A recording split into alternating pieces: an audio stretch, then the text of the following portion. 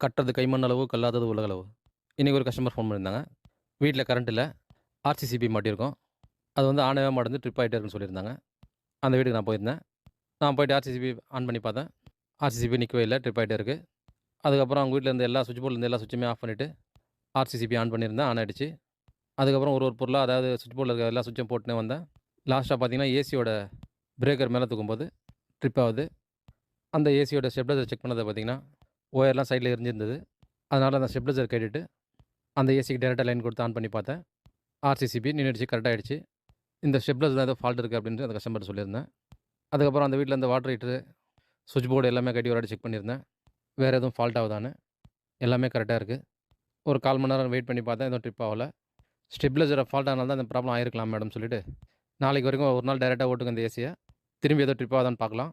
அப்படி இல்லனாக்கா, புதுசா ஸ்டெபிலைசர் வாங்கி மாட்டிக்கலாம்னு சொல்லியிருந்தேன் அந்த கஸ்டமர்ட்ட. அன்னைக்கு ஃபுல்லா கரெக்ட்டா இருந்திருக்கு.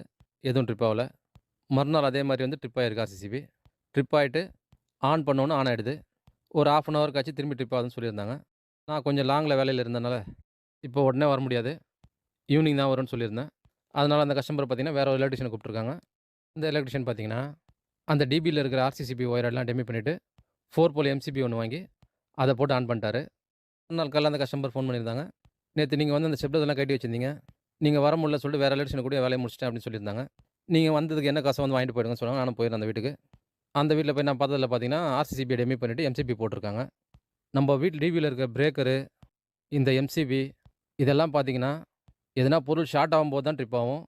அதாவது ஒயரோட ஒயர் ஒட்டுது, ஃபேஸ் நியூட்ரல் டச் ஆகும்போது தான் ட்ரிப் ஆகும்.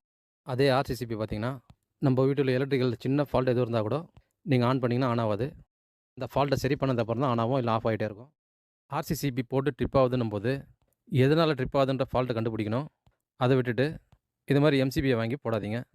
இந்த மாரி எலக்ட்ரிக்கல் சம்மந்தப்பட்ட விஷயங்கள தெரிஞ்சுக்கணும்னு நெனச்சீங்கன்னா, என்னோட சேனல சப்ஸ்கிரைப் பண்ணி பாருங்க. நெறைய விஷயங்கள நீங்க பார்த்து தெரிஞ்சுக்கலாம்.